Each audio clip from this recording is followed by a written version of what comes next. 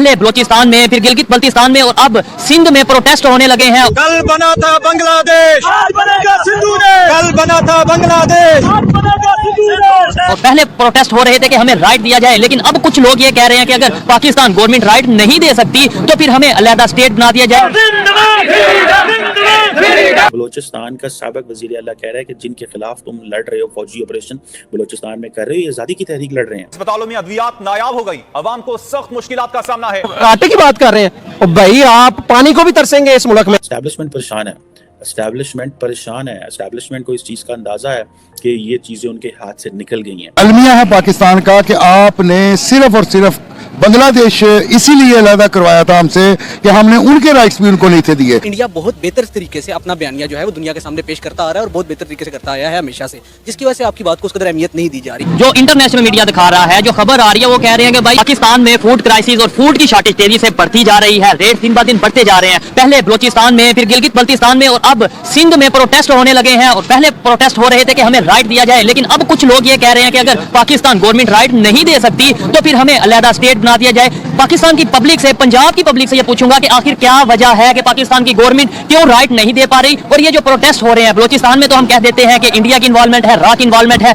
गिलगित में भी हम यही कहते नजर आते हैं। क्या सिंध में भी हम ऐसा ही कोई लॉजिक रखेंगे या फिर अपनी गलती को देखेंगे और उसे बेहतर करेंगे? पाकिस्तान में फूड क्राइसिस बहुत तेजी से बढ़ते जा रहे हैं और इसके अलावा पहले बलोचिस्तान, फिर गिलगित बल्तिस्तान, अभी सिंध में प्रोटेस्ट चल रहे हैं और ये कह रहे हैं कि अगर आप हमें हमारे बेसिक राइट्स नहीं दे सकते तो सिंधु देश हमें अलहदा कर दें। मतलब यह है कि वो हमें एक अलहदा स्टेट बना दें। क्या कहना चाहेंगे इसके ऊपर? कुछ लोग ये जो कह रहे हैं। जी, मैं आपका शुक्रिया अदा करता हूं कि आपने इस मौजू के लिए मुझे चुना, लेकिन ये अलमिया है पाकिस्तान का कि आपने सिर्फ और सिर्फ बांग्लादेश इसीलिए अलहदा करवाया था हमसे कि हमने उनके राइट्स भी उनको नहीं थे दिए। अगर आपने राइट्स सूबों को अपने नहीं देने या उनके साथ हमने हुस्न सलूक अच्छा नहीं करना तो ऑटोमेटिकली बात है कि लोग अपने हक मांगेंगे। आप यकीन करें कि सिंध में सिर्फ और सिर्फ पानी इसलिए नहीं निकाला जा रहा कि हमें कहीं से फंडिंग आनी है, वो हमारी फंडिंग ना रुक जाए।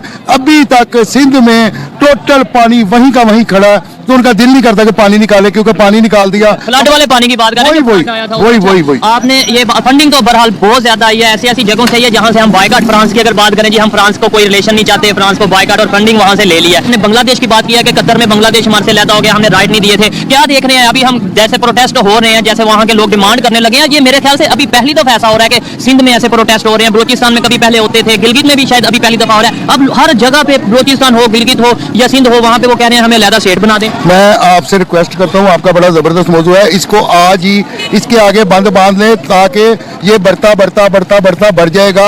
आप हर सूबे को उसके हुकूक दे, हर इंसान को अपने हुकूक दे। एस्टैब्लिशमेंट परेशान है, एस्टैब्लिशमेंट परेशान है। एस्टैब्लिशमेंट को इस चीज का अंदाजा है कि ये चीजें उनके हाथ से निकल गई हैं, लेकिन वो थोड़ा सा इसलिए परेशान है कि चीज़ें अनसेटल हो गई हैं। और ये जो बलूचिस्तान के लोगों से आप पूछे जिनको हम समझते कुछ नहीं है, फ्रैंकली स्पीकिंग, बलूचिस्तान को सियासतदानों की कोई वैल्यू नहीं है, इनके लोगों की कोई वैल्यू नहीं है। अब मजे की बात है कि बलूचिस्तान का साबिक वजीर आला कह रहा है कि जिनके खिलाफ तुम लड़ रहे हो फौजी ऑपरेशन बलूचिस्तान में कर रहे हो, ये आज़ादी की तहरीक लड़ रहे हैं। सो दैट इज वेयर आपका जो सारे का सारा जो सोशल कॉन्ट्रैक्ट है, मैंने अगर आप if you are watching me in this space, I have been continuously saying the entire social contract जो इमरानी मुआहदा पाकिस्तान का, दैट इज आउटडेटेड, सब आउटडेटेड है। बिकॉज हमारी सारी अप्रोच ही टॉप डाउन अप्रोच है। ये वो है जी, जैसे ताज बरतानिया जो है वो एक वायसराय को कहेगा इंडिया में ये लागू कर दो, उसने लागू कर दिया। ये इसी तरह इस्लामाबाद रावलपिंडी जो है वो फैसला करेगा कि बलूचिस्तान के फलां इलाके में वो लागू कर दो। चाइना पाकिस्तान इकोनॉमिक कॉरिडोर क्यों फेल हो गया, सीपैक क्यों फेल हो रहा है? दुनिया में कोई भी इन्वेस्टमेंट वो आएगी वो फेल हो जाएगी जब तक उसको ग्रास रूट लेवल पे वो नहीं होगी। ठीक है, आप लोगों को जोर दबा के, धमका के, उनके करप्शन केसेस दिखा के, उनकी मूवीज जो है वो दिखा के कि देखो तुम मॉरली ठीक नहीं हो, तुम फाइनेंशियली करप्ट हो। और सारी बात है, अगर जनरल बाजवा के एसेट्स तक पहुंच जाएं तो जो सहाफ़ी पहुंचता है उसको जेल में जाना पड़ता है। हालांकि वैसे मजे की बात है, जिस बंदे ने जनरल बाजवा के एसेट्स पे स्टोरी की है वो न्यूयॉर्क में बैठा हुआ है, हियर इन यूएस, और जो जिसने वहाँ पे लोकल इन्फॉर्मेशन दी उसको पकड़ के जेल में डाल दिया। हालांकि वो तो विसल ब्लोअर है, उसको तो खबर जो है उसको नेशनल सिक्योरिटी कंसर्न कर दिया। और जब पाकिस्तान के एक सिटिंग जज, ठीक है, काजी फायजी सर, जिनको मैं हार्वर्ड यूनिवर्सिटी मिले भी थे, और is a very upright justice, और उन्होंने बड़ा की नोट एड्रेस दिया, बड़ा मजा आया उनके सुन के। उनके डॉक्यूमेंट्स जो है वो लीक कर दिए गए, बता दिए गए अवाम को, और वो जारी बात है डीप स्टेट के लोगों ने किए।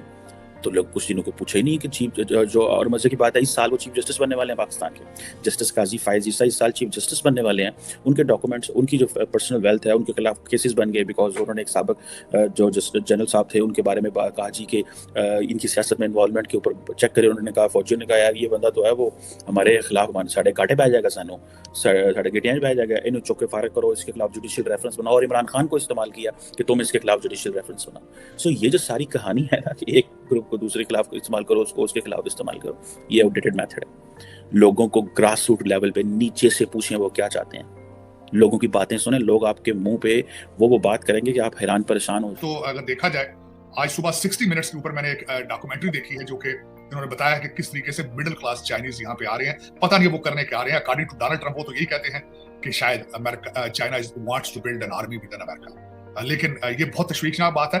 और मैं हैरान हुई जब 60 मिनट्स जो कि उनका प्रोग्राम है यहाँ पे चैनल हमारा 60 मिनट, उन्होंने बताया है कि पास से चाइनीज 3000 बंदा, साथ एक बंदा बैठा था जिसकी लैंड के ऊपर से चाइनीज गुजरते हैं। उसने कहा 3000 चाइनीज पर वीक यहाँ से गुजर रहे हैं और सामने खड़े होते हैं बॉर्डर पेट्रोल वाले ज़ॉम्बीज़ बन। बल्कि एक और बात मैं हैरान हो गया हूँ कि उन बॉर्डर पेट्रोल वालों को चाइनीज जबान नहीं आती, तो उन्होंने मैंडरिन के अंदर रिकॉर्डिंग की है उनको गाइड करने के लिए कि thank you so much, you have come to the America. ये गाइड उनको करते हैं, लगा के बताते हैं मैंडरिन। ये this is what the state of America is right now. मैंने जिस तरह आपको हमेशा अर्ज किया था कि ये बहुत बड़ी कुर्बानी दे रहे हैं to make America one party, क्योंकि इनके ऊपर, इनके असाब के ऊपर छा चुका है चाइना। वो भी वन पार्टी रूल है। ये वन पार्टी रूल डेमोक्रेट्स बना के, लेकिन वो तरक्कियों पर है। वहां पे 9 दिन, वहां पे लोग 9 घंटे 6 दिन काम करते हैं, ये हफ्ते में 4 दिन काम करना चाहते हैं। वहां पे चाइना के अंदर भी आपको पता है स्टील सारी दुनिया में शॉर्ट क्यों हुआ था, क्योंकि उन्होंने ब्रिज बनाने शुरू कर दिए थे।